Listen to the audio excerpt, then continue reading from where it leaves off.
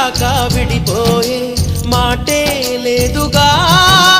ప్రాణం లేని నీడైనా దూరం కాదుగా గాలికి పోయే గాలైనా